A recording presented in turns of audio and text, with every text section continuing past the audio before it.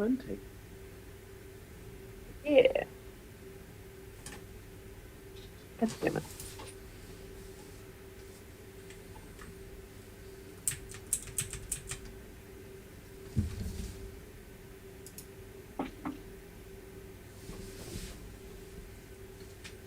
Four.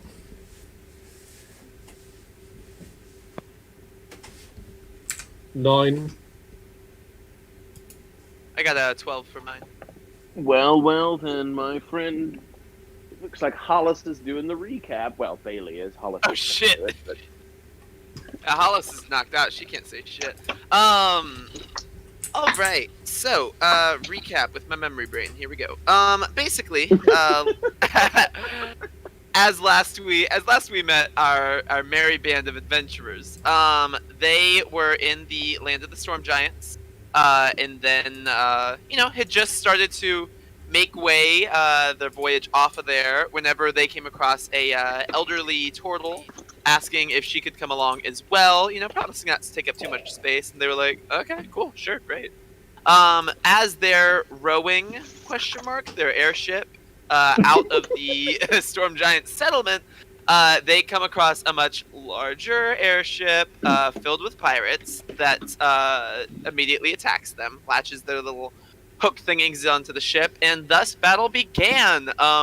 We got to fighting. Hollis did like a big old standing jump on over to the other airship and fought, before getting knocked out. And let me think, Galaris's eagle actually, Galaris heard somebody crying out from the bottom of the ship in Elvish, so he sent his eagle down to find out who it was, and wouldn't you know it, it's Thalen. Thalen? Mm-hmm. Thalen. The eagle slips him the key, Thalen comes on out, and we realize, oh, you're not with them, okay, so we figure enemy of my enemy is my friend, let's get to punching and hitting. And that's where we left off. Best recap Beautifully ever. done. That was really magnificent, Bailey. You've got an accent. We'll have to make you do it every week. Yep. Oh my god. Well, I have nothing more to add. We are still in the midst of battle. Bailey, I may have just gone into a brief fugue state, but did you mention that you're unconscious now? A little bit. Let me check my sheet. I have 1 success on a death save, so that's good. Beautiful. So it's just a light dusting of death. So I've preserved the order of operations. I've preserved the order of combat here on my little app, so I know that next is our friend Thalen. Thalen, who's Thalen? Excuse me. You survey the deck. You are there. You're in combat with a halfling lady, as it seems, pirate number 2. 2 remain near Hollis. The pirate captain is up and about. There's someone steering the ship. Galaris is distracted by something and won't be very much use for the rest of this fight. But the rest of you can crack on. okay. So Thalen, who's clinging on to life by a fingernail at the moment. Is he indeed? Oh dear. So Thalen, because he can't move without incurring an attack from some nasty little person, I use the word. So he's going to go for the captain still, and try and finish this captain off if possible. He can certainly try. Is he going to? So he's going to. I thought I'd done quite a good hit with the captain. You did 10 points of damage, which was respectable. Okay. Respectable. So let's right, but not quite life ending. So there might be an attack as you go, unless you've got something I don't know about Elven wise. I've got a longbow still. Oh, with a bow, of course you do. I'm sorry, you did say. Right, go ahead. So I'm not moving because of you're staying in range. the spot. You're just firing So range. Yeah. Very good. So I'm throwing a. Is it a D20? Yep, it is. Okay. I've got an 8. And then you'll add to that your if you're just rolling a physical dice, you'll add to that your dexterity modifier, and if you have proficiency with your longbow, then your proficiency modifier as well. Did you say it was +2 out of my longbow proficiency? I'm not sure what your longbow proficiency might be. I think it is. 4, I think it is +2. I'm just having a look. It should be the same for all level 4 players. So it's 13.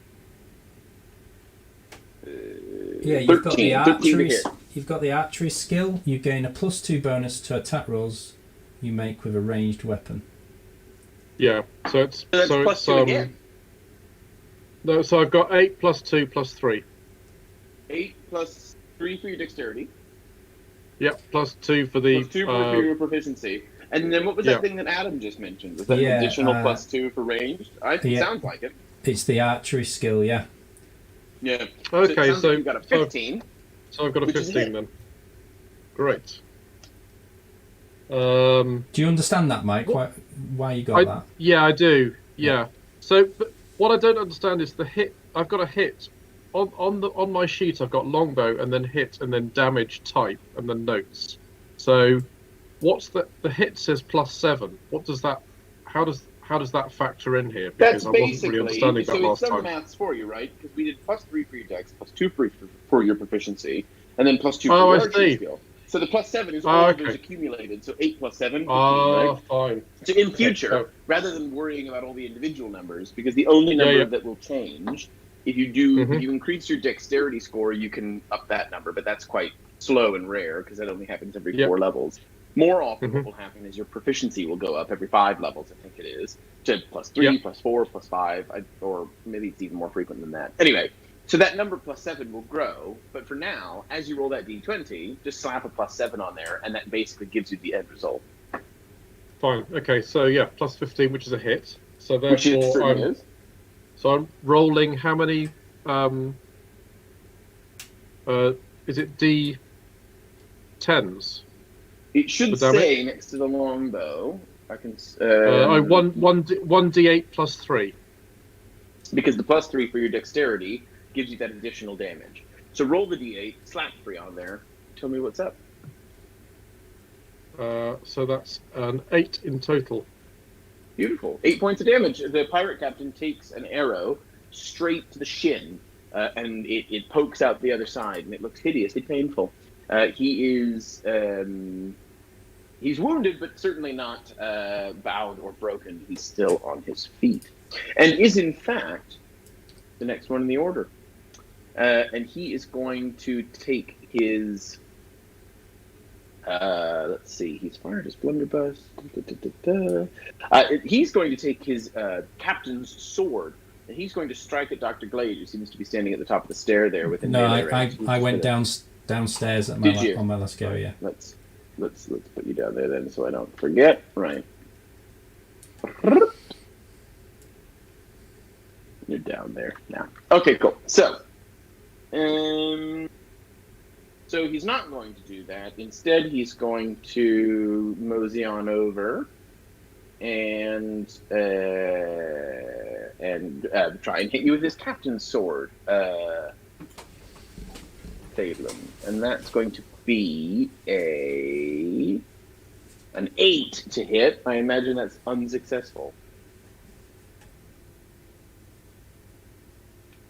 against your armor class.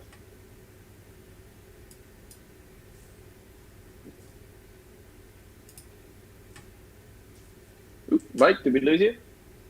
No, I'm here. Yep.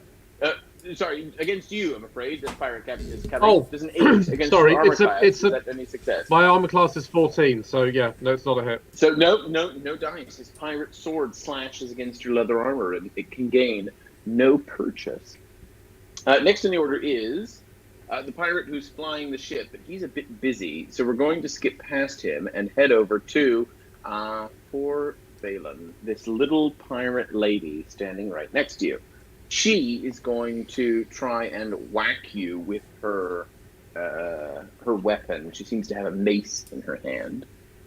And that's going to be a 21 to hit. And that's going to be, and you just said it's 14, so I know that's successful, I'm afraid, Thalen. That's going to be a whopping 3 points of damage. Right. I think that's me. I thought I had 4, but I've got on this sheet 3. So, Oh dear. so I think that's Right, me so you- with 0 hit points now. Fuck. Right. You just have a little sleep then. We'll come back to you in a moment. Pirate 4 is... Gonna be pirate captives. It's gonna be fun. Pirate 4 is the OG little bastard. And little bastard has seen that Hollis is down. He's not so fussed, but is going to go and inquire after Dr. Glade because he saw Dr. Glade head down below. So little bastard is going to go and engage Dr. Glade and ask a very polite question with his mace. That's a 17 to hit. That hits. That's going to be... wait for it. A whopping 3 points of damage. Okay. And we move now to Hollis, who is going to make her second death saving throw. Please, for the love of God, don't get a 1. Or this will be the shortest character I've ever had. Oh my in the god. game. So just click on this. Okay. It's just a D20 straight up and down, no mods. Well, unfortunately, that's gonna be a 2. Well, a 2 is not a 1, and you Hooray. had a success on the last one. So Yes. we're moving and we're grooving, right? Because it's the first 3 success or the first 3 failure, whichever comes first. Right. But a 1 counts for 2 failures, and a 20 counts for 2 successes. So a 1 Love is very that. Okay, bad, good to very know. bad. But a 2 is cool. So you just keep having a little rest. And Dr. Glade is next. So Dr. Glade is going to use his bonus action to dodge. Disengage. Excellent. Come upstairs, and I'm going to No. push the captain off the ship. Beautiful. You're going to make a contested strength check with the captain. I'm going to use You my make a check, acrobatics. for athletics or acrobatics. It's fine, whichever you prefer. If you can describe it in a flourishing manner, he's going to make a strength saving throw to try and resist you. Actually, he'll make a dexterity saving throw because you're using dexterity, so that seems fair. He gets 13. What do you do? How do you use your dexterity to push him off the ship? So as I rush up the stairs, I like to imagine that he was perhaps looking down at the Thalen that he's just dispatched. Help And to- I'm yeah. I'm from behind. I'm gonna pull up the coat tails, pull him over his head, and give him a good old kick up the bum. Kick up the bum. Go Off- on then. Make that off the- acrobatic check. off the ship. And I rolled an Way to go. 18. 18. It's perfectly successful. He's flummoxed. This giant captain man is flummoxed. He's turned around. You kick him on the bum, and he goes over the railing. What? No. Oh, that's too far. Either way, you get the point. He is down, and he's going to stay that way as he plummets thousands of feet to his death. And I'll look menacingly at. In fact, I'm gonna hold up the charcoal poultice that I prepared in the previous game. Yes, give it a squeeze so a bit of smoke comes out, and I'll look at the rest of the crew and say to him, "I'm your captain now, and if you disagree, Yeah. I'm gonna burn this ship to the ground." And there's only 3 of them still alive. And let's see who's next. Pirate 1. Oh, Pirate 1, Little Bastard 2.0. Little Bastard 2.0 looks at Pirate 2. Pirate 2 looks at And then I Pirate 6, say Pirate 6 looks "Yar" at Pirate really 1. loud. And with that was the secret. And they sort of look furtively around, processing what you've said, and then they just sort of say, "Aye, Captain." So I give the order. I tell them to bring my ship safely alongside. Aye, Captain. Aye, arr. And they do. Let me see if I can manipulate this thing. They.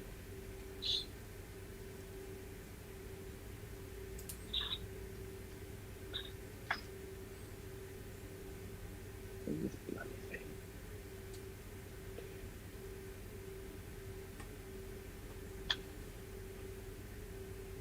And they do. And you should really have safety rails on these things. It's far too easy to push people overboard. Of course, Captain. Of course.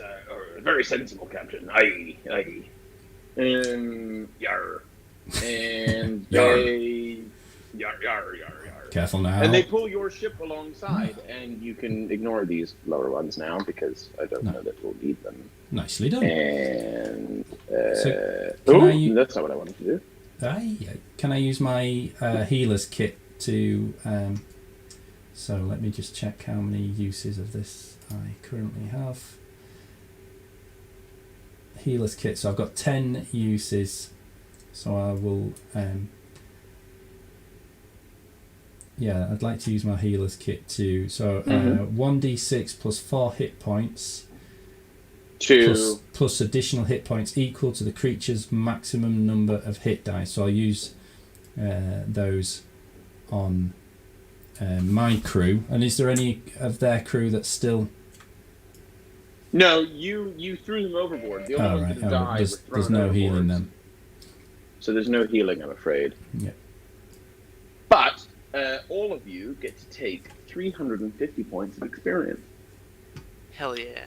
And everyone, you've got you roll 1d6 plus 4, and then plus additional hit points equal to the creature's maximum number of hit dice. Oops.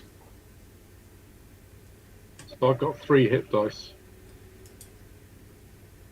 So so Am I rolling a d6, you say? D6 plus 4 plus 3. So yeah, plus 7 for you. To do what? I'm healing you. get Dr. health Blade's back, babe. healing you. Health back. Oh, hell yeah. So 11. Oh, no. So you've got 11 hit points back.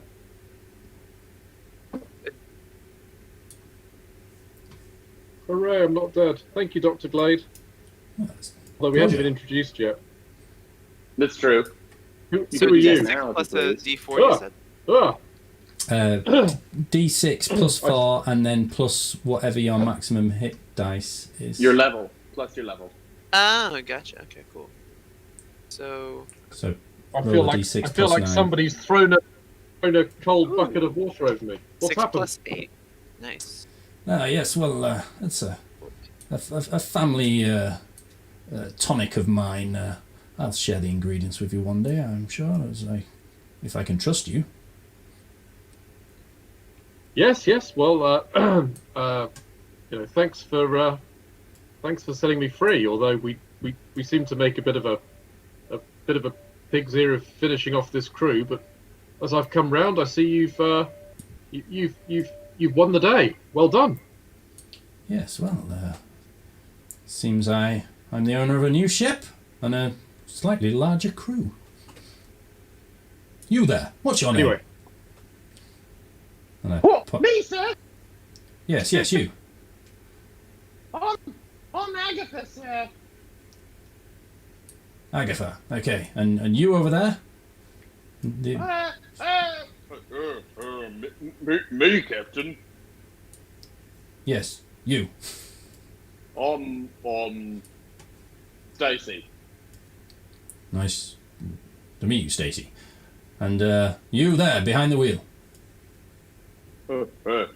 Yar, me, sir. You mean me? Yes, you. You behind the wheel. They call me Algernon. A lovely name, dearie. Thank you. I've never been complimented by a reptile before. Well, I've never been knocked out on the side of a pirate ship. It's been a lovely day for us both. And he gives you double pistols and a wink. Pew pew. Put those No. away. Keep those in the sheath, would you? And he pretends to twirl them and puts them back in his trousers. Now listen here. I'm I'm a relatively understanding pirate, and I hold no grudge against crews I vanquish, which I've done several times, I'll have you know.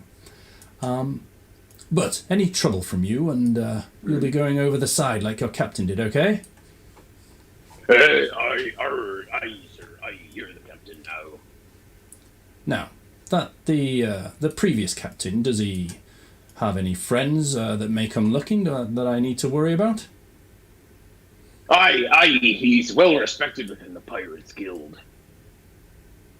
Ah, right, yes, the Pirates Guild.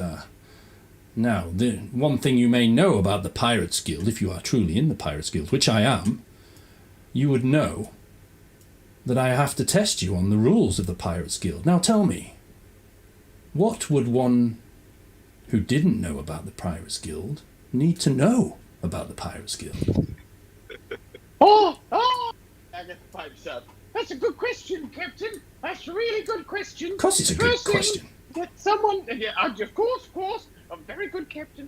The first thing that anyone that wanted to know about the Pirates Guild would need to know is the secret handshake. Yes. Why don't you two there demonstrate it for us?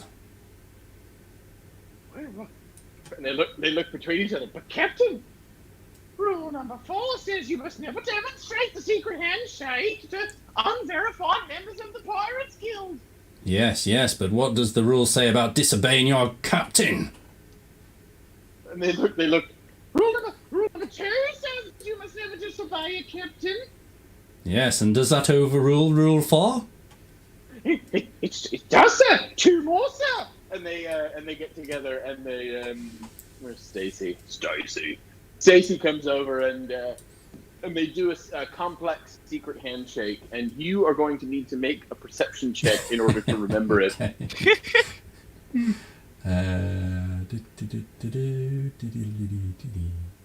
we go. Let's have a look. Make a perception check as well. Oh, Everybody can make a perception check. I if got they an want to 18. remember it. Well done. Yep. No, you remember that. No problem. It's a little sloppy, but yes, not bad. Thank you, sir. And don't show anyone that ever again. No, I got a 21. You remember it better than Dr. Glade, but you don't know that yet. I got an 8, so I just kind of got bored watching halfway through.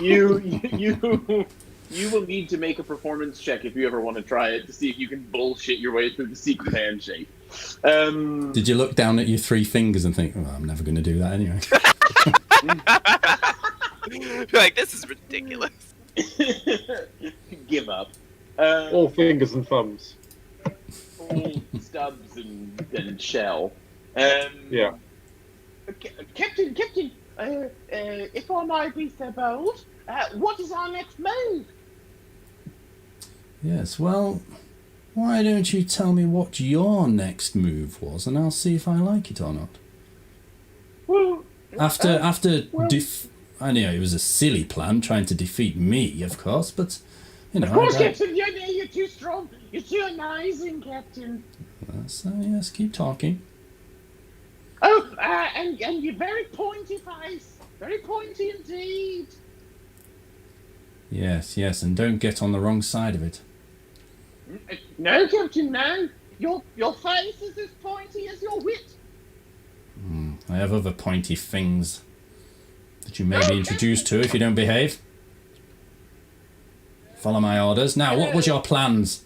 What were you planning to do with us and this fine gent here? What was your name again, sorry? And he looks at Thalen. I'm Thalen. Why were you holding Thalen captive? Are you dangerous, Thalen? Actually, Thalen, why did you get captured by, or how did you get captured by pirates? I'll let you tell the story. If you are so inclined. Well, I lost my companion, Bird, and had been searching everywhere for him. And got incredibly tired, having searched day and night for a week. And essentially, they found me asleep close by to the last port they were at, and thought I would be a good person, presumably because this is what the captain's been telling me while he's had me locked up.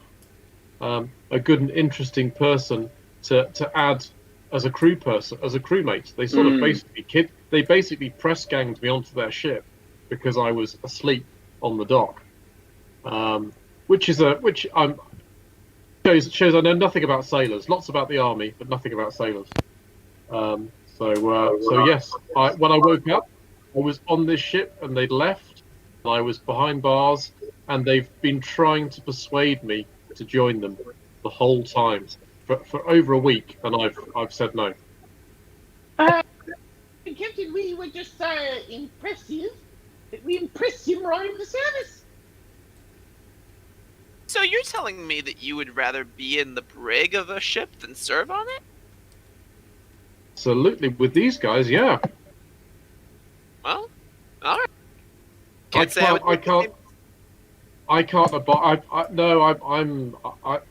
can't. I have strong morals, so there's no chance of me joining them. No matter that's what nice, Thierry. And can I? I'll say to Thalen that Thalen, may I have a private word? Come over here. Just one moment, would you? And I go out of earshot of the pirates. Yep, you creep away from the pirates. No, listen here, Thalen. I'm not really a pirate. I know I may act like one, the voice and all, but I'm not. I'm trying to fool them. If you wouldn't mind playing along, join my crew, then we can drop you off anywhere you like afterwards. But I'd could do with someone like you to help keep an eye on these. I don't trust pirates. They may stab us in the back at any moment. Well, I don't know pirates, but I'm a reasonably good judge of character, and I could pretty much see that you weren't a pirate captain. So yeah, no, I've got no issue with you, and the fact that you guys have fought off these pirates is great. But I don't really know what you have in mind. Where you're going, what you're doing. I'm happy to tag along for a little while because I'm trying to find a friend of mine who seems to have disappeared for the minute. And if traveling around with you helps me in my search, I have no issue with falling in with you for a little while, and we could all help each other. Well, see that great big floating rock behind my ship? Yes. We're delivering that to a very wise person. If anyone would know the whereabouts of your friend Bird, then there's a good chance they will. Fantastic. Well, that's great. Well, let's go for trying to make this delivery as soon as possible. What are we doing next then? Well, I'd like to know where these pirates were heading, and possibly heading the complete opposite direction, to be honest. I don't want any Pirates Guild catching up with us. Maybe we should make haste and deliver this rock. Now, can we take two ships along, or are we going to... What's happening to your ship? I think we can tow it along. If we can tow a great big rock like that, I'm sure this ship can tow the both of them. And do we trust the pirates? Well, trust them as far as I can throw them, and currently I've thrown two quite far, but that's beside the point. You managed to throw the captain a reasonable distance. I'm not quite sure how high up we are, but that's a good way. Yes, that might be a record. So I think Dr. Glade will suddenly shout "Arr!" and slap his thigh theatrically and say, "We have a new member of the crew." Yarr, yarr, yarr. And the crew exuberate.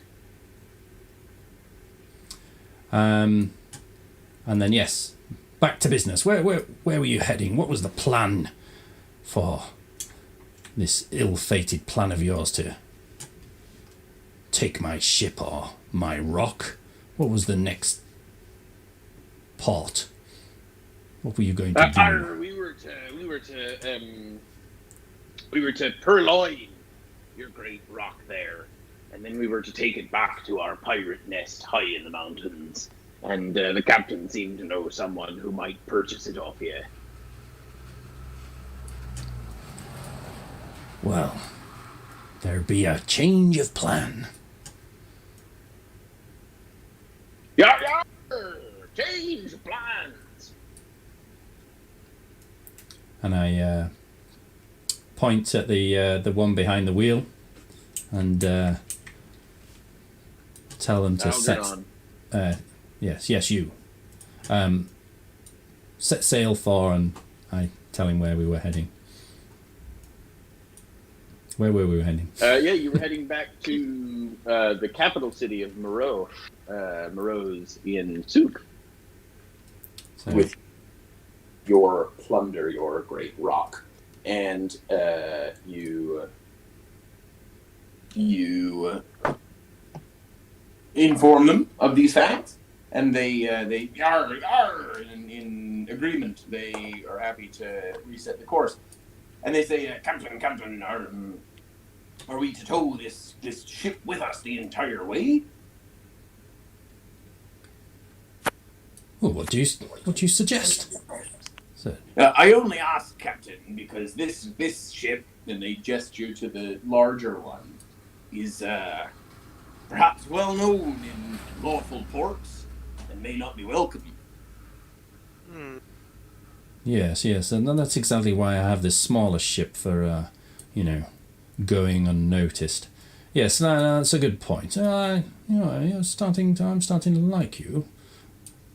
Thank you, Captain. Yes, we will get as close as safely possible. We will hide this pirate ship, and we will continue with my ship. If you behave, if I can trust you, I may award your loyalty with this ship. I have many ships. This ship is it's nice, but I have better ones. And they all look about and get very excited at the prospect of a promotion, and say, "Oh, thank you, Captain. Thank you." And you Yes. continue on your merry way. You approach. Let me just load this. There we go. If you see Google prompt, just hit cancel. You approach the city. You can see the map on the wall. You were over this lake just south of the mountain range. Do I have the little hoo-ha? I do. It's here. And what's happened to the hoo-ha? There we go. Let's do this. 9058-0. 9058-0.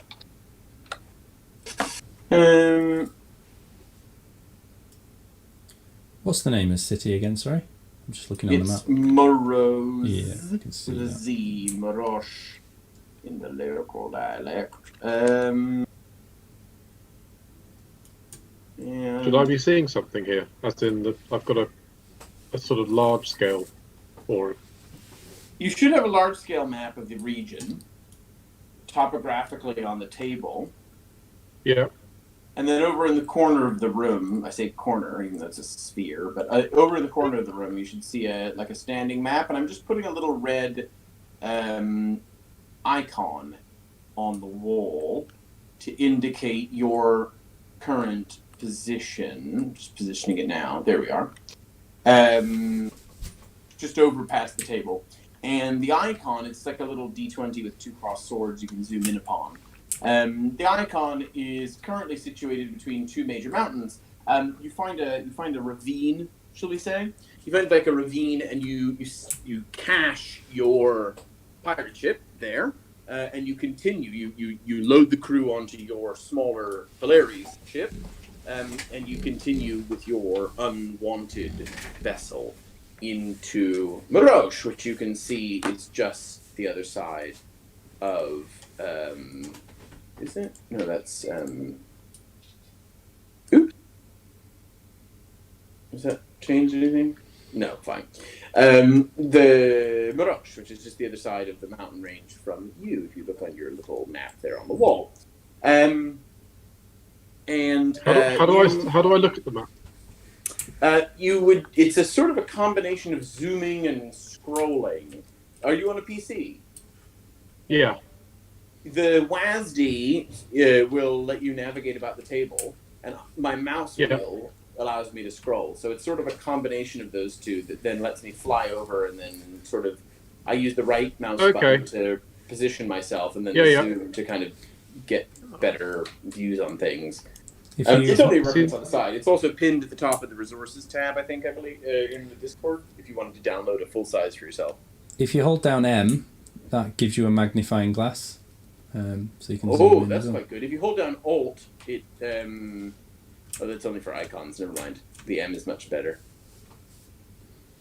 And if you press P, that changes the perspective, so you get a top-down, a third-person, or a first-person option. Look at that. Okay, that's good, because I was looking down a bit too much. Oh, the angle was weird? Yeah. The M should hopefully help. But like I said, in the resources tab of this Discord server, I think it's pinned. So you should be able to find a full-size one for your, study. And anything that's on the table, if you hover your mouse over it and then hold down Alt, it brings you up like a magnified version. I think Alex mentioned that. Look at us in the Stena. Hotspot? What was that there? I just said look at us in the Stena. The Stena, yes, the mountain range. So you've cached your pirate ship, you reloaded onto your smaller ship, Valeri's ship, and you've continued towards the city. Now, Dr. Glade would remember, Galaris is, napping, but Dr. Glade would remember that when you left from the Skyport, but that when you arrived in Maroche for the first time, you arrived by courtesy of the military in Skenesos, that you traveled up on a military vessel. Yep. And you parked at a fort nearby, and then traveled into the city where you met Valeria and all the rest of them. And so, excuse me, I guess my question to Dr. Glade would be, where would you decide to alight? Where would you tell the pilot to navigate? So we need to get this rock to the forest don't we, where we met that that godlike creature who wanted the rock. So, am I remembering correctly? And we've returned to this city to... I can't remember why we were coming here. You were just on your way back because that's where you'd left from. Valeri's ship that you took out with Valeria on it. Now, Valeri's exploded in lightning. But you still have his ship, so you could just make off with it. But you've begun to navigate back towards Morocco. Yeah. And there were no plans for us to meet the military again. We were just...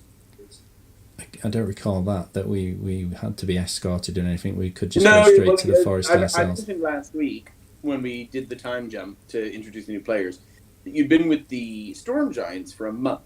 Yeah. And so I expect that they were only up there to do some military exercises. They'll have gone home. And I think Dr. Glade would have sort of intuited that. So there's not necessarily a reason for you to go and hang out with the military. I guess we should maybe go deliver the sad news to Valeri's family. That would be the right thing to do. So you then would navigate yourselves into, I suppose, the generic Skyport, and you come to a landing there alongside a key, like a sky bridge, and you settle the ship into place, or one of the pirates does for you now that you're the captain wearing a very fancy hat, and it's towing this great rock. Now, Dr. Glade would have remembered from not that long ago in his time, but probably quite a long time ago in Adam's time, that the rock, this floating rock substance, is called chylosite, and it is incredibly valuable in minute quantities because of its properties to float, right? This anti-gravity property, as it were. And you've just turned up with a 50-foot wide hunk of it. And so you've attracted quite a lot of attention in the port. And I guess my question to the team, the general, the party at large, would be how one intends to protect their incredibly valuable investment. Consider that you're basically towing a giant cut diamond. Dr. Deary. Yes? Why is everyone looking at us? Oh, well, it's probably your beauty, I suspect. Why is everyone looking at us, Doctor? I don't like it. No, I don't. I think we need to get out of here as soon as possible. There is one message I need to deliver. The deceased owner of this ship, his family will want to know what happened to him. All right. Alex, I guess we've been able to rest and heal all our wounds from the previous fight. Indeed, yeah. It's taken 8 hours or more to arrive in Marush, so everyone can take a long rest. Cool. So we're back to full. Yeah. Okay. Have you been here before, Dr. Glade? Basically reset. Yes. This is where we set sail from on our mission to. Okay. Well, why'd you this kill rock. somebody? We're wanting to look after this rock. Are the military in the port? And the military, Sort of well, the one that Dr. Glade would know, we're at a military fort, outside of town, outside of the major commercial skyport. I think there might be a small battalion stationed within the port, but not, it'd be like going to Heathrow Airport and expecting to find the army. Yeah, that's fine. But are the military trustworthy, Dr. Glade? What's your impression of them? Well, I've never really had much problem myself, but I think with a rock of this value, I think that could turn anyone. We do need to be wary. Well, I've got some experience and standing within the military, so I could have a quiet word in their ear, and I think they might be, Peter, keep an eye out for us and keep things on the straight and narrow, keep this interest at bay. Well, perhaps if you remain here and have a word with the military, well, I shouldn't be long. I just need to deliver the sad news about Valeri, and I'll be back as fast as I can. And perhaps I'll look at the new crew and be ready to set sail as quickly as possible. Aye, Captain, aye. I'll come with you, dearie. Yes, a little backup would be helpful. I wasn't aware we were carrying something so valuable. I'd have towed out on a different ship if I'd known we'd be such a target, Doctor. Well, I thoroughly enjoying your company, but feel free to go your own way at any time. Oh no, I like the danger. Let's get on with it. So, I guess we need to go. Well, I would remember where Valari's. You would, yeah. You would remember the town. You were hosted by not Valeri, but by his Was it his cousin? family. There was a boy called Vashni from the That's slums who took you in and introduced you to his family, and you healed one of his family members. You recall something about his leg or something, I can't remember. And so you head back to the slums and you find Vashni, who's scrounging in the streets. And he sees you, he recognizes you, he says, Dr. Glade, you've come back from voyage. How was voyage? Yes, I always come and check on my patients. How is the patient doing? Yes, he is very good. His leg is fully healed, it's not fallen off or anything. Please may you take me there. I have some news I must deliver. Yes, of course. And Vashni leads you to his family's house, and Borisha, his mother, is cooking, and Crawdon, his father, who had the gammy leg, as I recall, or maybe it's his grandfather, but either way, is up and about, and this is Valeri's brother, Crawdon, and he is just tending to the house, making things, and he sees you come in, and he says, Doctor, welcome. You are welcome in our home always. You have healed me. You are miracle worker. Oh, it's pure science, but it's good to see you up and about again. May I? You have given me my life back, Doctor. May I inspect the leg? Of course. And he drops trowel. Oh my! Well, that's one way of doing it. It's nice to meet you too, dearie. Hello, I am Crawdon. Hollis, it's lovely to meet you, dear. And you, Dr. Glad here. He fixed my leg. You see, look at this fine leg. It's a leg. It's fine. It doesn't. It's just a standard one. But he's very proud of it for some reason. That's marvelous, dearie. Good for you. Thank you. You are very wise, good turtle. Oh, yes. No, yes, that is looking fine. Almost completely healed. Very good. And I reach into my medical bag and bring out a little ointment. Continue to apply this for the next 3 weeks, and should be as good as new. Thank you, Doctor. Thank you. Now, I think you may need to sit down, and your good wife. Please take a seat. Oh, Borisha, come in here. And she toddles in with some cookies. Hello, I have made you cookies. Thank you. Ooh, very nice. Through the plague mask. Yes. Just vanishes to some crunching noises. I'm afraid I have some terrible news about Valeri. I won't beat about the bush. He's dead. Oh! Crawdon! And he seems steely-eyed, and he says, Valeri knew. He took risk to run business. We knew his days were numbered, but he's shocked. How did it happen? How did he die, my brother? And I think Dr. Glade, being the very literal doctor that he is, I suppose he would have some bedside manner, but maybe his scientific mind kicks in here, and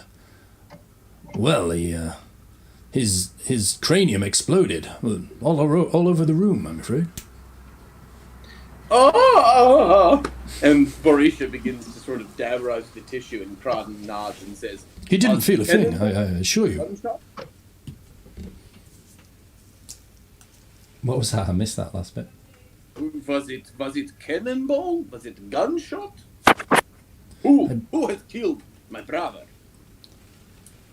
I'm afraid it was a freak of nature, lightning. Lightning? Yes, we were. From the sky? That's right. Falling to crash into his head? Yes. Oh, this is... Perhaps this is for best. He had many enemies, did my brother. And if nature herself has taken him in the sky, it is perhaps where he wants to go. Now, I have a proposition for you. I feel it's only right that you inherit his ship, but I need to use it just one more time. I have a mission I must complete, and with your permission, I'd like to take the ship, but you can have my guarantee. I will have it returned to you and rightly bestowed back to Valeri's family.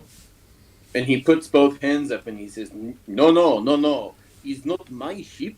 By will, I have job, I have life, family. Valeri said that he would only give his goods, his estate to next heir, but he have no children. So ship, business, all belong to Vashni now. You must speak with Vashni about taking ship. Is not my place to say." And is Vashni listening at the door, or is he peeping? You go over and you do that thing that they do in movies, and you open the door, and Vashni falls through the door because he's been listening at the door. Hello. Look here, Vashni. I suspect you heard all of that. Valari is dead. You are now his heir. With your permission, I'd like to use the boat one more time. The ship. And he strokes his chin thoughtfully in a gesture reminiscent of Valeri's sort of business-making look, you know. And he says, "Okay, I am man of business now. I own shop. I own boat. I am very important. No more picking through slums for Valeri. So, you will take boat. You have good time. You take the boat. You bring it back. But I must tend shop, so I cannot go with you. I'm very sorry. But in exchange for take boat, you must pay a small rental fee." Oh. Oh, you driver. Hard bargain. Name your price. Oh, he's very, very modest. He's only 10 gold pieces a day. And Dr. Glade spits his A day. cookie back across the room. Dearie, what sort of lifestyle do you have where that's modest? I'm business owner now. I have many expenses. I have staff to pay. I'm responsible for many jobs. I am pillar of community. I've done cost benefit analysis, and I feel that 10 gold pieces is reasonable. Oh, well, dearie, let me apologize. I forgot that you were the only person in the universe with expenses. Yes, you see, you understand. Thank you very much, Turtle Lady. Listen here, dearie. What's going to happen now is you're going to lower your price, or we're just going to take the ship. I understand. It's good bargain you drive, old woman. You have big stick. You can hit me with stick, but consider this is my ship. I put one call into harbor master, and they chain it to the post. And then you have nothing nowhere. Your rock bolted to my ship is mine now. So What sort of game you like to play, sweetie? You play dice? You play cards? What do you play? So now we're making deal. Is that right? Oh, so suddenly you're not taking ship. Suddenly Valeri is in charge. Okay. We'll see. We'll see. Okay. We see. I see. Okay. So I'm only 12 years old. I don't play dice. I have a few vices. Sad. I guess I would have expected you to fight a little more for your ship, but well. No. I fight plenty hard, but I fight by rules. You see. So yeah, you go ahead. You go try take. I laugh when you come back and you say, "Valerio, no, my ship." I presume I still have the King's sealed letter with me with his wax seal and. Yeah, you have the sorry, not a wax seal, but it's like a golden seal, like a stamp that you could use to like a mandate that you could use to like wave in people's faces. And I get this out and ask him if he knows what this is. No, what's that? This This is a letter from my friend. He's a king. He will pay this fee of yours. He will pay fee. Fine, no problem. No problem. Someone pay fee. I don't care if it's you, if it's Turtle Lady. Someone pay fee. Valeri happy. Or Vashni happy, not Valeri. He dead now. But if we don't leave, tell me that I sent Bill. this fee will only be paid if we safely leave this part. You wait, of course. You take boat. You rent boat. You have full access. You do whatever you like. I just want my fee. Then on my return, you will have your fee. No. You say someone else pay, right? This king. So I just send invoice. Send to Royal Palace. Very good. Yes. Very above board. Good. You put address there on my little notepad. I will send. You keep Yeah. boat as long as you like, and I will get paid. We will write out a contract, 10 gold a day. He signs it. Dr. Glade eagerly. signs it. I give him the address to send it to. Good. Thank you very much. Boat is yours for as long as you like. As long as King Friend keep paying. Otherwise, I send the collectors. They come and they take the boat. But we see who's cashing checks next. Thank you so much for your cooperation, dearie. Thank you so much for your cash. I ask him for one small favour. I explained to him that there are 3 gentlemen on our ship that we'd rather not be there, and I'd like to find some way of... I'm going to ask them to pick some equipment up for me, and this equipment doesn't exist. I would like your help in fooling them into disappearing into the city somewhere that gives us a chance to get away in our ship. Your ship. You want me help make these people? And he puts his finger on the side of his nose. Disappear? Oh, no. Just temporarily while we leave. No. Don't kill them. But do be careful. They are violent. Just detain Individuals. them so you can make a getaway. Yes. That's exactly what. Fine. Is no problem, but it's slightly extra 10 gold pieces. 10? Did you say 10? We'll make sure to add that to the invoice, sweetie. Yes, of course. You add to invoice, all good. Just ask the king; he'll take care of it. Yeah, no, we take my business will make most detailed records. Yes, we will send them for cash of valuable goods, weapons, whatever. And when they get there, no weapons, no nothing, just ropes. delay them. Just the ropes. Excellent. I leave this in your capable hands. Yeah, very capable, thank you. You will, you just let me know, and you ever need anything, you just write to me at Vash, not Valeri's finest Kailasite anymore, now Vashti's finest Kailasite. Always there, open, 7 days. Has he got a little business card he's already prepared? He does. He's been waiting for this moment, and it's he blows the dust off it a bit, and he hands it over to you, and it says Vashti's finest Kailasite, and it's the right address. Does it have Valeri crossed out? It does. It's just like 10 of his. He's got like a small stack, and they're just Valeri's ones, and he's like scribbled through it and written Vashti in like a 12-year-old's handwriting. Incredible. I give him a couple loving pats on the cheek as we walk out. Okay, goodbye.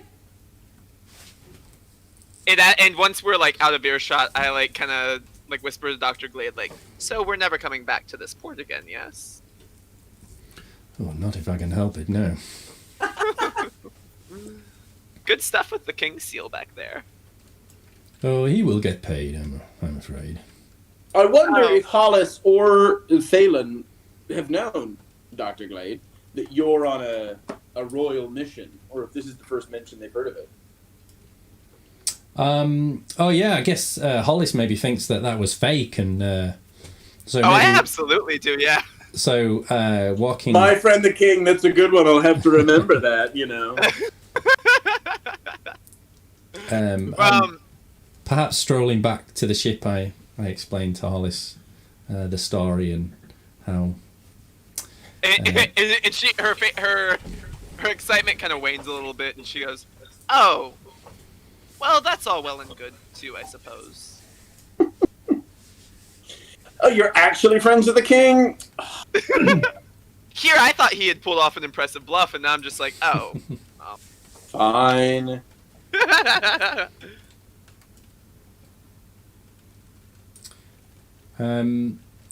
So yeah, I guess we go back to the ship and tell the 3 remaining pirates that we need to send them on an errand. So we trust this elf that was in the brig.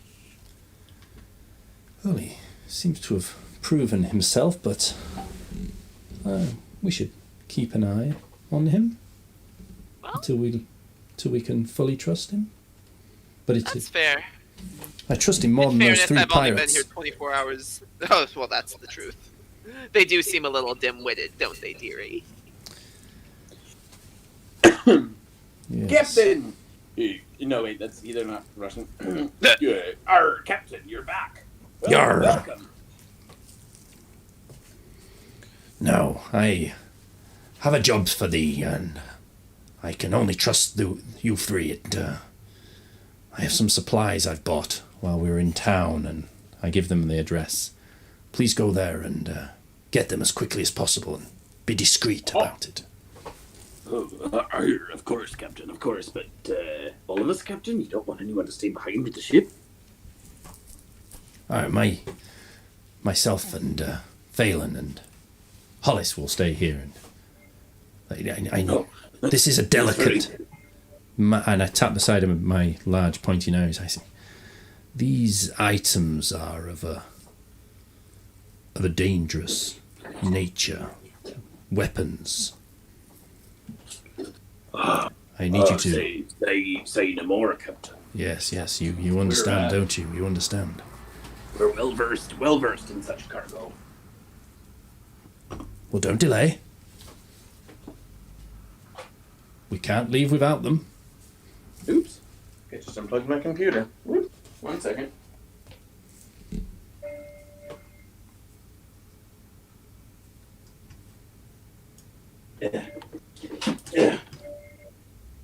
I did. Wow. If your tabletop simulator crashes, it's because I was just an idiot. Oh no! Oh, there goes. There goes forever. Well, there wasn't much to see. Let me just get this all cooked up. Okay. I'll get it back up and running in about 5 minutes when it decides to turn itself back on. Our Captain, of course. We'll be back in 2 shakes. 2 shakes. You can count on us. And I guess knowing how long it takes to walk back to Vashni's shop, I think we'll just time it about then and then set sail without them. And then say what? Sorry? I was just saying time it to Dr. Glade's estimation of how long it would take them to get close to Vashni's shop.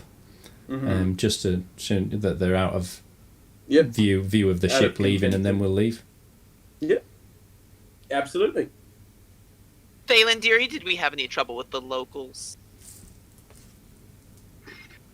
There was quite a big crowd, but my friends, the sort of local militia who were looking after the dock, broke it up and told them to go about their business. Well, incredible. I'm glad I don't have to do that pirate voice anymore. It was killing my throat. You depart without further ado, and you take the rock with you. The pirates did a good job of guarding it, which was nice, and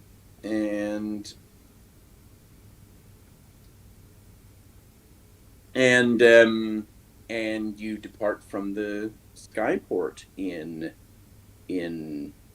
Marosh, and you take to the air. What your next port of call is? Back home, is it? So- Dr. Glade. I guess we need to get this rock back to the forest, don't we? Where You do. So, what would you do? what's the Would name you- of the entity that lived there? The druid that you met was called Gluingale. Gluingale, that's it. So we need to get this rock back to Gluingale. Now, if I remember rightly, it wasn't that easy getting to Gluingale, was it? And then we only found him because he allowed us to find him within the forest, if I remember right. Quite right. So I'm just, unless he told us otherwise, I don't know. Are we going to have to retrace our steps, or can we? I guess I don't know, unless he said different. Do you remember, Alex? Did he tell us how to return? Do we have to go the same way? He Or just sort of intimated that once you had what you needed, you would just need to come back to see him, and he would allow you to return. Okay, so I guess maybe we should return to the forest and fly quite low over it and see if anything happens. But if it doesn't, return. It was a little village, wasn't it? There was a lovely washerwoman that lived there, and maybe continue from there if we don't get any sign, anything that stands out for us flying over the forest. But we'll head to that village, I suppose. Yeah, absolutely. So you head back towards down south. It's updating my system now, so I can't load the new map. But it's not the law, isn't it? But yeah, you head down south and you fly over the ocean for some time, avoiding pirates and all the rest, and you make your way back down to Skenesaws, your country origin, and you locate the forest of Falloy, this great expanse of forest, and you fly low over it, and you notice the trees. As you fly, they're sort of buffeting in the wind, but nothing seems to happen as you do, and so you resolve to take yourselves from the forest of Falloy. And head to the nearby village of Hayton, as I recall, Hayton. And you follow, as you sort of descend through the sky, you follow that over towards where the washerwoman lives. She has a hut right at the edge of the village, and you settle down your ship just in a clearing near her house, and you can see her, this elderly woman, stark naked, sitting in an enormous 10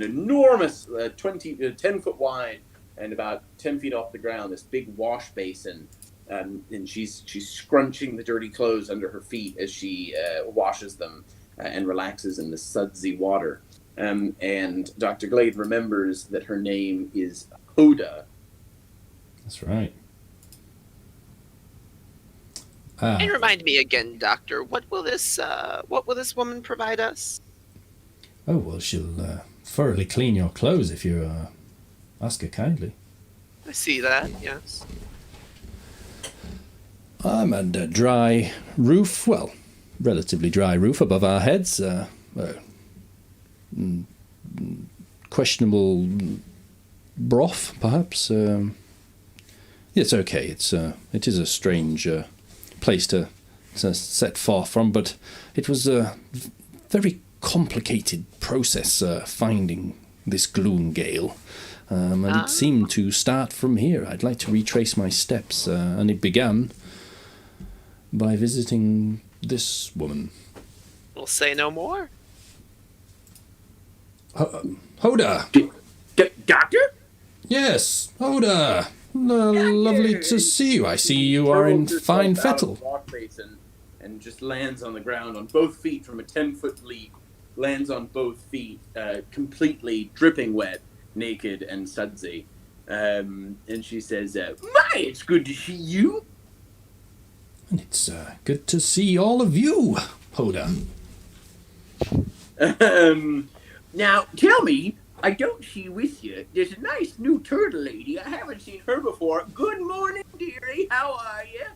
I'm doing lovely, dearie. It's my name's Hollis. It's wonderful to meet you. Hollis, it's lovely to meet you too. You can call me Hoda, Hoda the washerwoman. And who's this strapping young thing? And she eyes up Thalen. I'm not as young as you might think, but thank you all the same. My name's Thalen. Neither am I, dearie, neither am I, but you'd be fooled into thinking so, wouldn't you? And she gives you a little turn. Who's all this? Doctor, tell me, what happened to that nice young man that you used to know who would summon that very useful servant for me that I would often find use for? Yes. I'm afraid he's gone his own way for a while. Oh dear. Oh, I am sorely in need of servicing. All right. Well, we'll hope that he comes back in the fullness of time.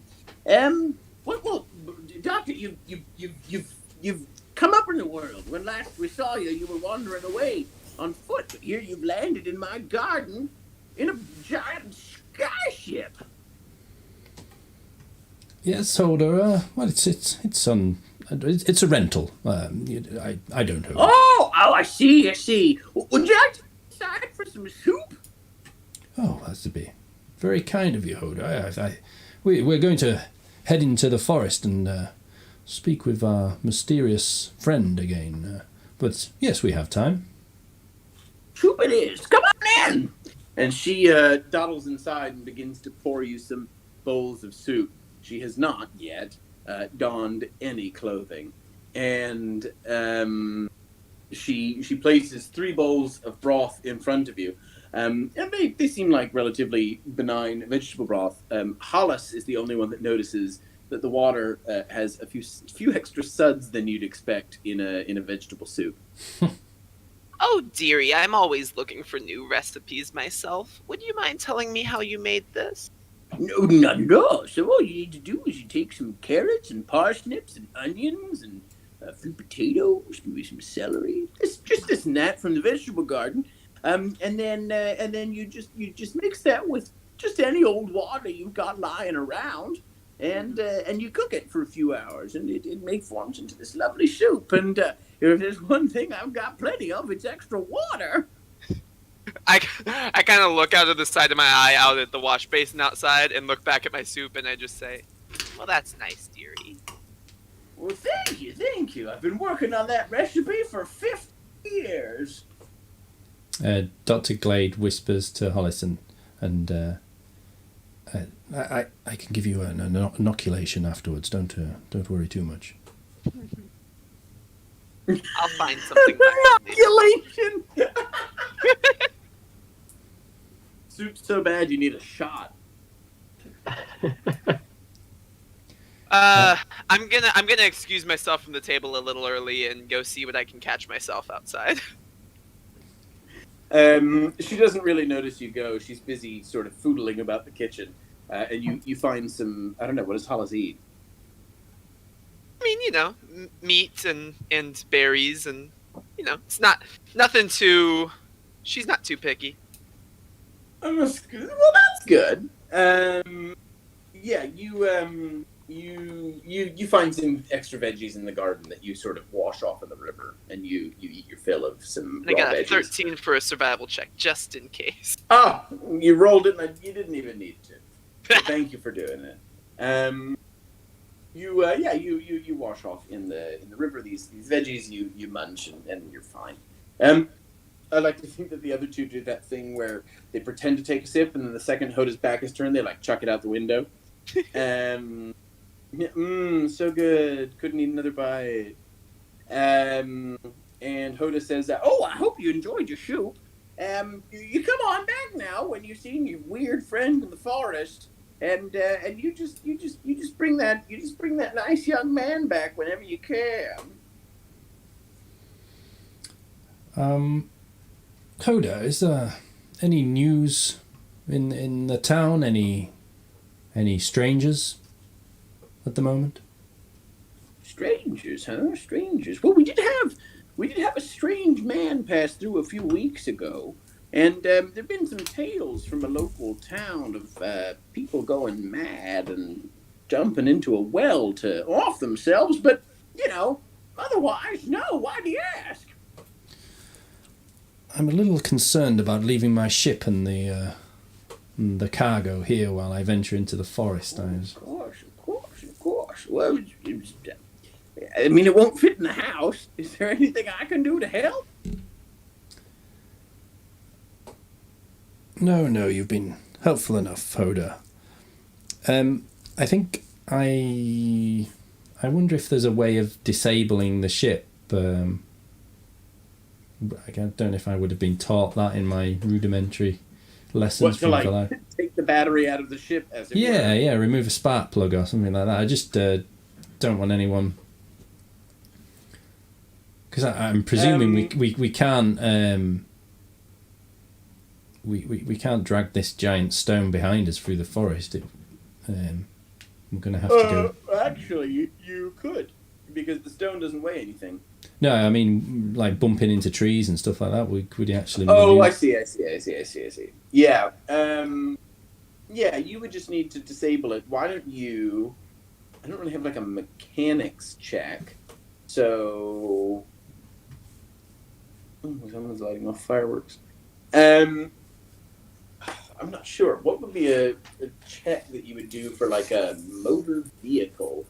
How about a sort of not survival investigation check? Okay. And I think you gave me, if I check my notes, you gave me proficiency in flying this thing. Would that I did. Why don't you take proficiency on that check? Because okay. you would know a bit more about it now. Yeah. Thank you. So, did you say investigation? I did. And that is an 11 plus my proficiency, which is 3, so 14. With the 14, you would know that if you took the firing pin out of the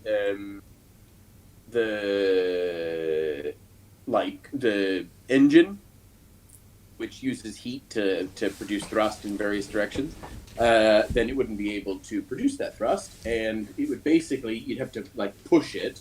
There's no handbrake for a ship that floats through the sky, so the only other option after taking out the firing pin would be to secure it to the ground somehow, sort of unbreakably, as it were. Mm-hmm. Because I guess really I would get someone to protect it, but that might not make for a very interesting episode if only Dr. Glade talks to a very interesting game, if only Dr. Glade talks to Gluingale. So take Hollis and Dalen with me, but I guess I would probably... You left all those convenient pirates back at home. Yeah. Well, they would have definitely flown off with it. 6 of one, half a dozen the other. As soon as my back's turned. Well, wait. The issue is that you need somebody to stay with the ship. Yeah. I'm just thinking. Galaris could do it. Pardon? Galaris could do it. Oh yeah, that's true. Here, isn't it? Galaris could do it.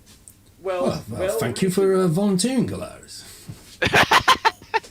No problem. I give Galaris a couple loving pats so on the much. cheek. I just want to watch birds all day. Nailed it. And then I guess Thank you so much. I will introduce Phelan and Hollis to Gluingale. If we can find him. Reread because only 1 out of 3 of you has actually heard the bit about Gluingale and how you found him and all of that. I'm going to reread what I wrote because it's also been about 3 months since Dr. Glades heard it too, so it will be a useful refresher. So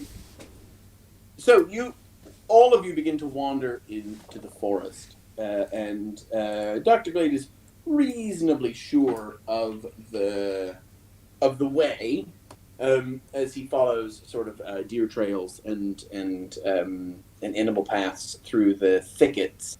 And as you wander deeper into the forest, led by the music of the grass and the dance of these fireflies, as it's coming into dusk and they're winking out about you, alighting in this, it's permanently gloomy in the thick canopy, so the fireflies don't really mind what time of day it is. You notice that your surroundings slowly become less and less conventional.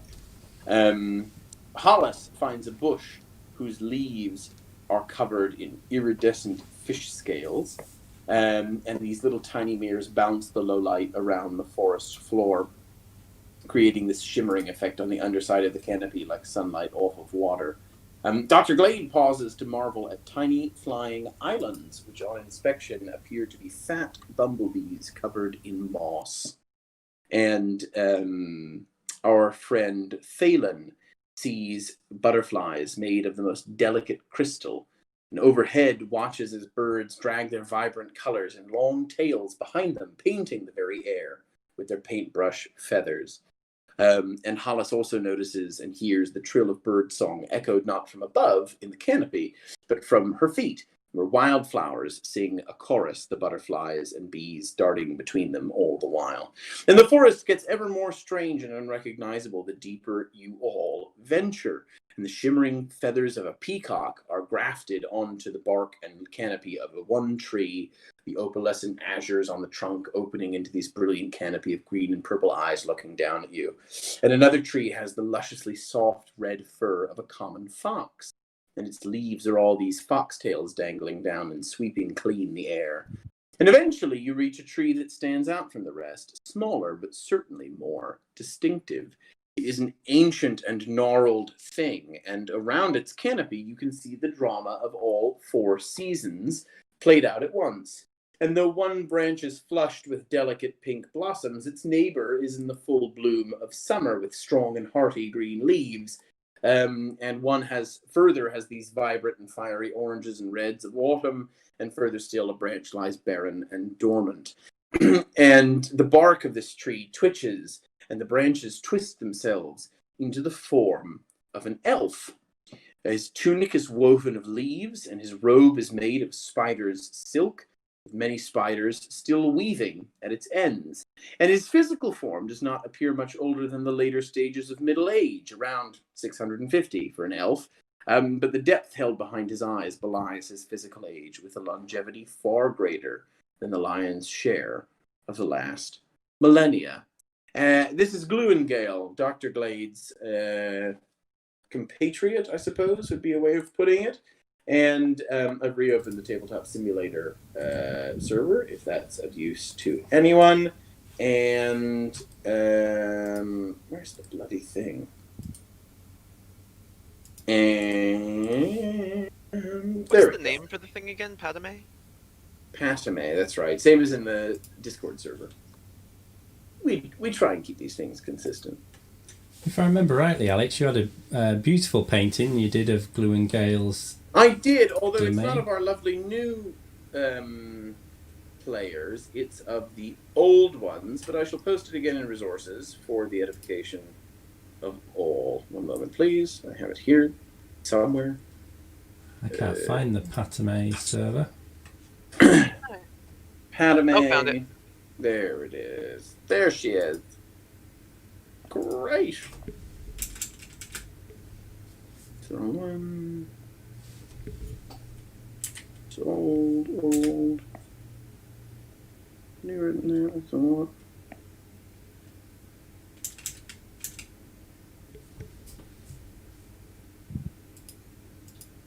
I can't find it. Are you sure it's that? Padme's up.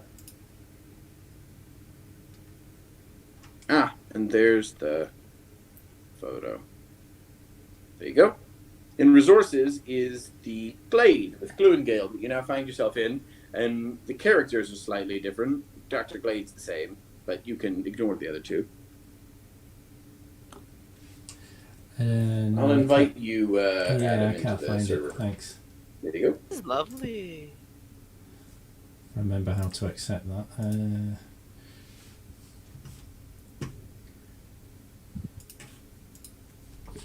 Shift Alt Tab, Oh, is it? whoops.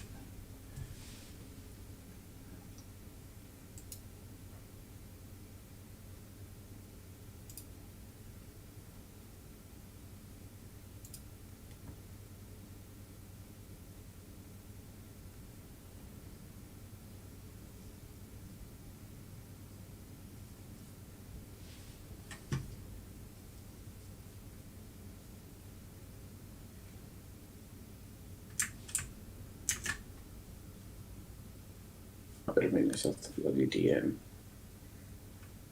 There we go. I don't actually know how to accept an invite. Launch game. I'm already in the game.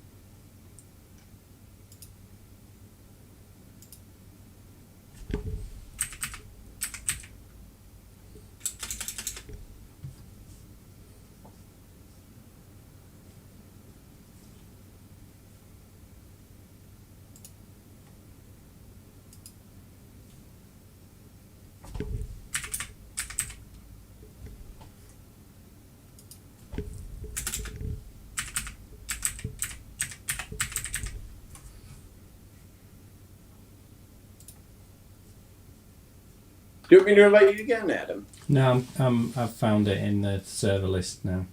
Come in. It's not the most crucial thing in the world, but Anything to stop that music playing there.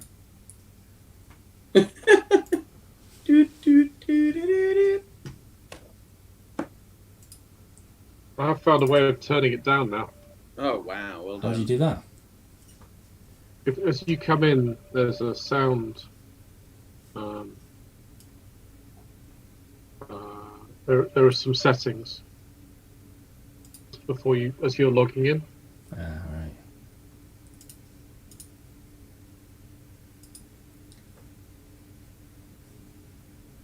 Obviously, once you're in Padme, then sound's gone. But before you log in, there's some setting options. Oh, you're all in now. And you find yourselves in front of Gluingale. And he blinks slowly and calmly, and he says, well, hello again. Hello, good You're different now. Yes, hello, dearie. My name is Hollis. And, And he gives a nod and a respectful nod, and he says, "I, Gluingale." and this is Livingdale, Thalen? we haven't met either. I'm Thalen. And he gives you a nod as well. A fellow elf. Indeed. Thalen, you can tell from your elfly studies, I suppose, that Gloomgale is a different kind of elf. You're an Eladrin high elf, aren't you? Yes. Yes. Gloomgale is a member of what you had always assumed to be a now extinct race of elves, the green elves, the early sort of proto-elves, as it were. But he seems to yet live and is this living fossil, as it, of elf kind. Sort of as if all of us went into the forest and met an Australopithecus. But less ape-like. But just as surprising. Uh-huh. Hollis, you don't notice anything. You're just happy to be there. I think he looks lovely, dearie. Love what you've done with the place. So, Gloomgale, I've returned with your rock.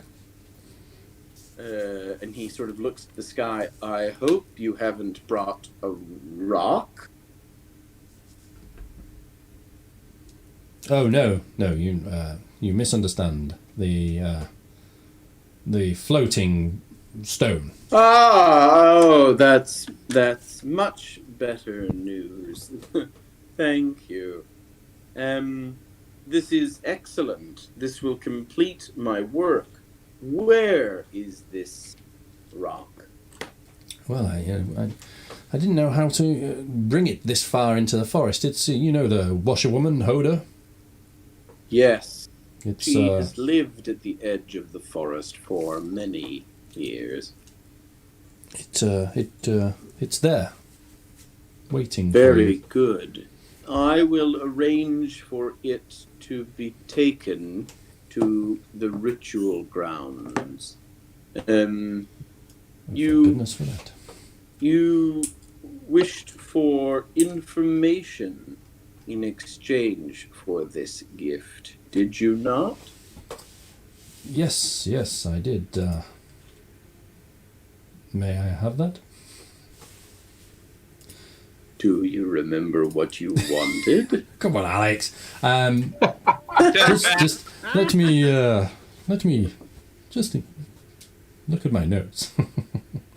It was the knowledge on how to kill somebody, wasn't it? I think it was the. So I think if I remember rightly, in this world there are some entities that the king was worried about, and he commissioned me to find a way of destroying them to bring peace and order back to the realm.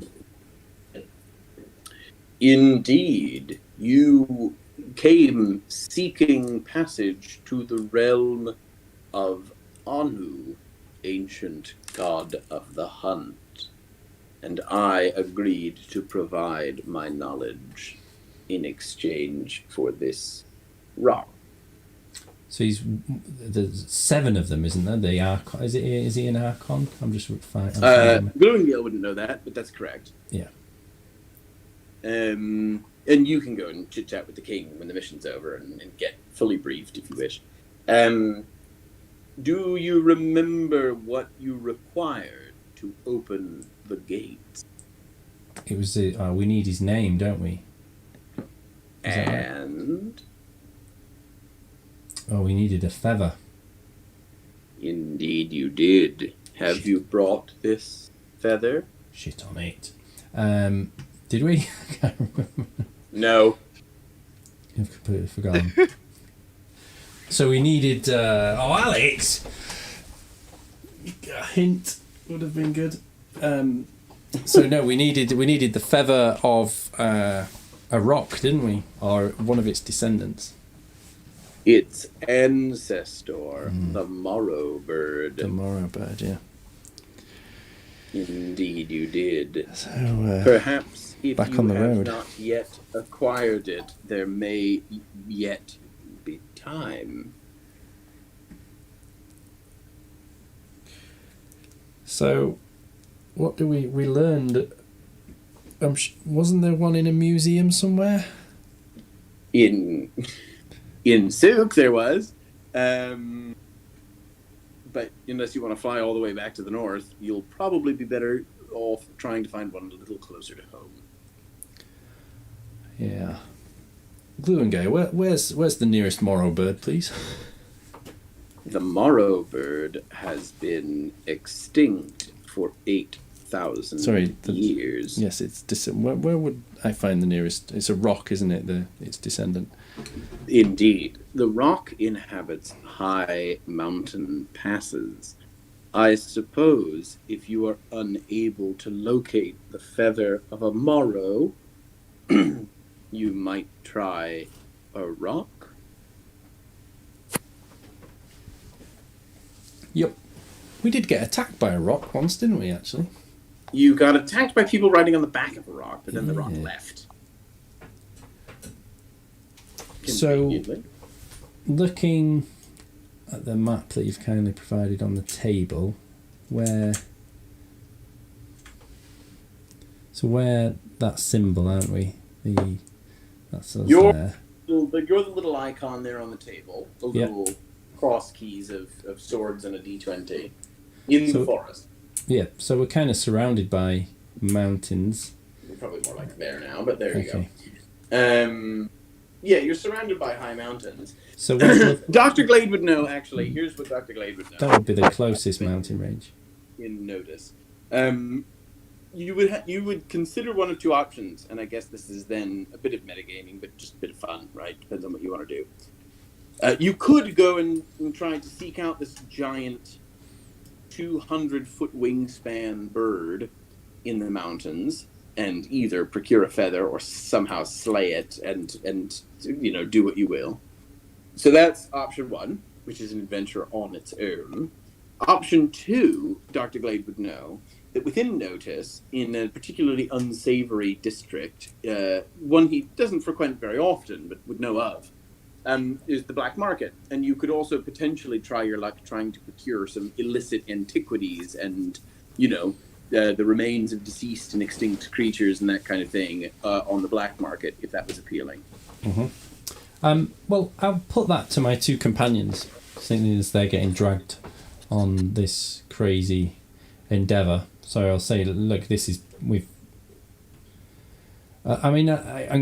we've got rid of the rock now. We don't have that flashing beacon hanging over us anymore that would bring so much attention if Gloomgale's going to take that. So that's good. So I guess I would put those two options, those two ideas to Thalen and Hollis that we need this feather, or I need it anyway if you want to join me. And I really am friends with the king. I'm sure he would make this worth your while. That we can head into the mountains, or we can head back to Notice. And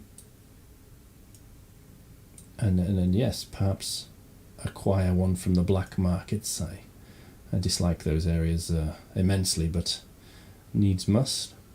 I guess I should say to Thalen as well that this is Gloomgale is the person that may be able to help you find Bird. He has I thought powers, that might be the case, yeah. powers beyond my understanding. Oh, rather than me asking him now, we seem to need to get a feather.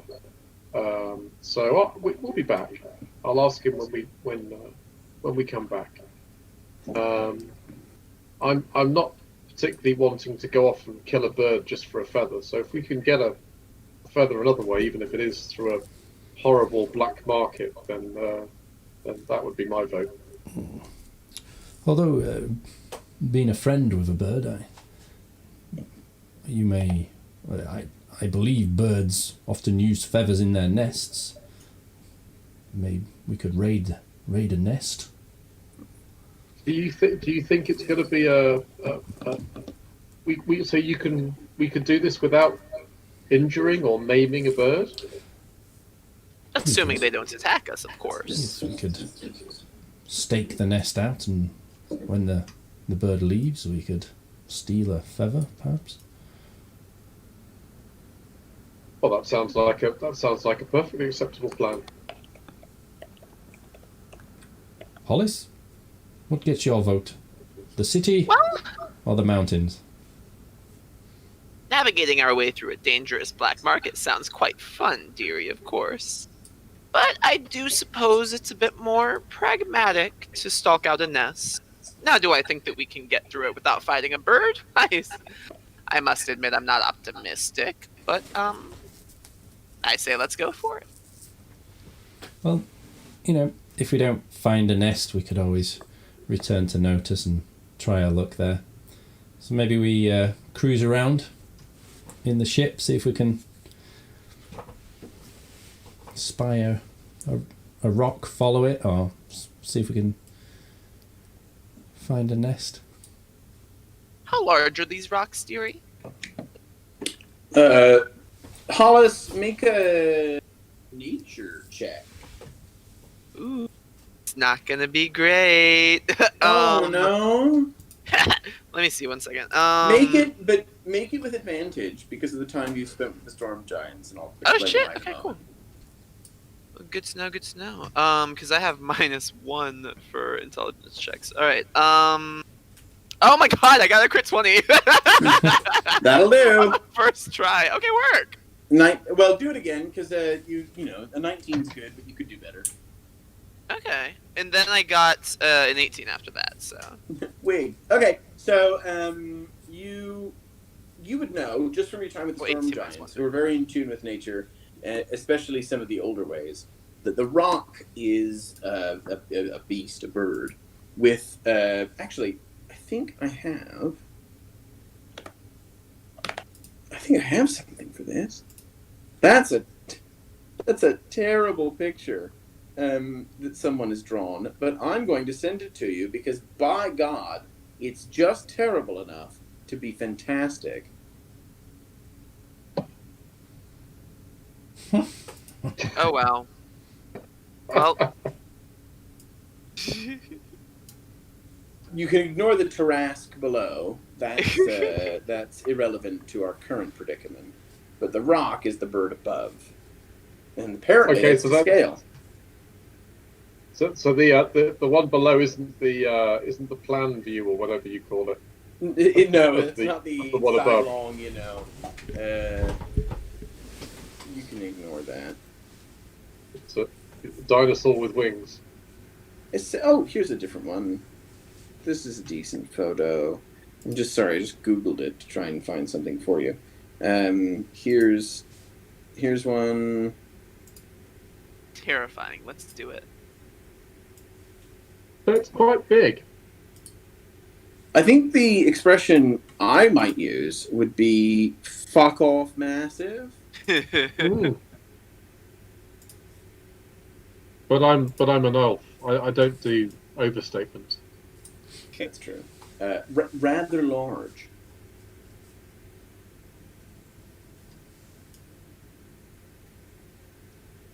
Do we even know that we could carry a feather this large? Depends on which feather you take, I suppose. I'd probably go for one of the downy feathers rather than one of the flying feathers. I think its chin. Does it matter which feather we take as long as it's a feather? I mean, potentially there might be some chicks, or some. You know, they shed their some of their feathers, don't they, before they make flight. If we've, Well, then off to the mountains we go. best case scenario, we find an abandoned nest, and there are still some feathers hanging around. And we don't even have to go. Don't even have to go near a rock. So yeah, let's get to it. Rock and roll, if you will.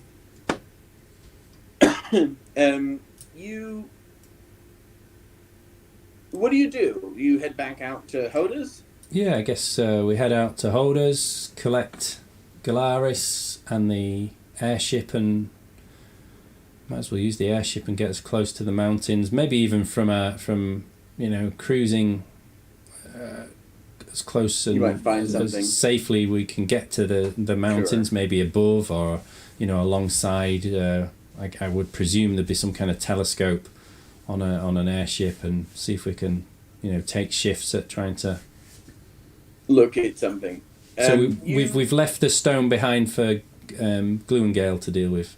Yeah, you watched. You dismantled it from the ship. You sort of, the chains that were holding it there. You've detached them, and you watched as vines crept their way across Hoda's yard from the forest and wrapped themselves around it, and then it sort of dragged the vines dragged the rock back into the stone, back into the forest, and into the brush.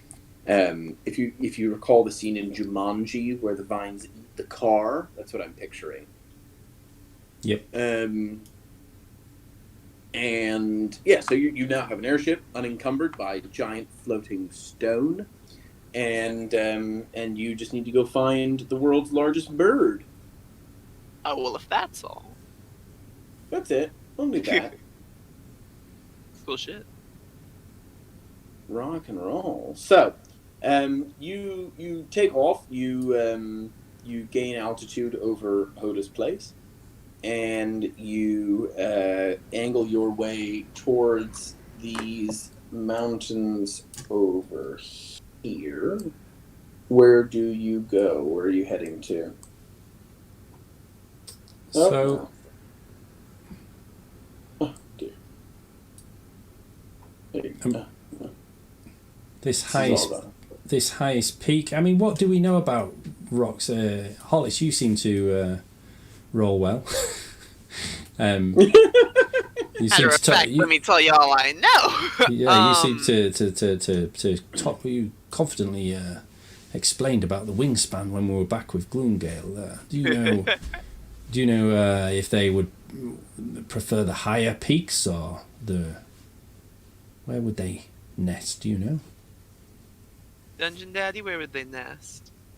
Why don't you make a nature check? Oh, you already did. You know they would nest on the highest possible peak. They are these apex predators, and they prefer to look down on their prey. So you would reason that you would, if you wanted to find one, you would go to the highest peak in the land. So that would be. Can I pick up the icon? So that would be. Yep. That one. You might not be able to. And you crash. Oh my god. That's good enough for government work, I suppose. Let me just quickly reference the actual flat map because I wanted to tell you if you would know if one of them was higher, but I think you have picked the highest one.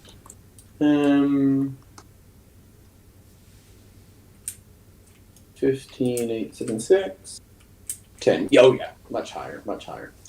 So, yes, you head over towards that peak. Now you're greeted by this snow-capped mountain that rises, and it's this grand, sweeping plateau that leads up onto this pointed peak. What are you looking for? How are you sussing this out? So, like I said, hopefully we've got a telescope of some kind. I guess we take up a. Well, I guess I need to be flying. I'm the only one trained to do that. But if Hollis, Galaris, and Thalen can take turns in using the telescope to try and spot a nest or even a rock flying around. Oh wait, can y'all hear me? Did I? Oh, I did. Oh, okay, there we go. Yeah, Yeah, I'll take first shift. Keeping a weather eye. So you're looking around. You're looking for a giant bird, Or the nest. or its nest. What is your shift length? How long are you keeping watch? Probably half an hour before I say that these old bones are getting tired and need to rest. Why don't you make a perception check for me? Okay, cool. 17. With the 17, you find you sort of orbit. You're in a very wide berth. You're orbiting this mountain, looking on all sides. And with the 17, you locate not a nest, but a few potential locations for further investigation where you could look for a nest. You reckon, you're thinking, ooh, that would be a good place for it, or over here maybe, or whatever, right? But you don't find anything specifically in half an hour, before you hand over to whoever's next. Who is next? I think I'm next. So I'm used to standing shift. So I'm going to go for a good 4 hours if that's how long it takes, and let everybody take a break except obviously Dr. Glade, who's to pilot the ship. And And as he does so, I'm gonna take a nap. Nice.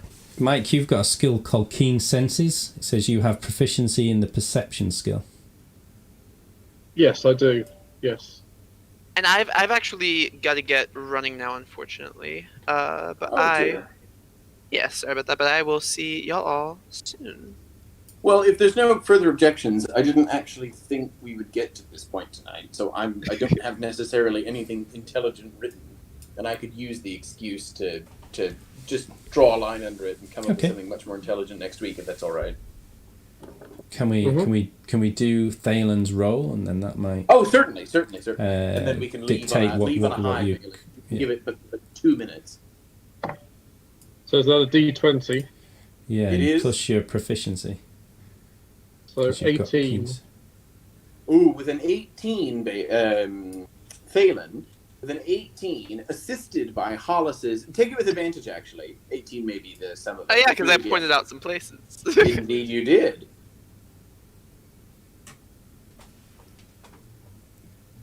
So that means you roll again, mate. Oh, do I? Okay. Yeah, if You do, if yeah, if you you get have to roll once advantage, you more. roll 2 dice and choose the 19. highest. 19. 19. Well, there you go. That's one better, isn't it? With a 19, you notice on the windswept peaks high in an inaccessible region of this mountain a series of broken skeletons from elephants and other enormous creatures that could only have been eaten by a bird of that size taken all the way up the mountain. You have discovered, potentially, a rock's nest. And that is where we'll leave it. We'll come back to that next week, and we'll see what adventures you can get up to. Well, Thank you, Alex. All right. thank you very much, love. See y'all soon. See ya. We'll talk soon. Thanks all. Speak soon. All the best. Bye-bye. Good night. Night.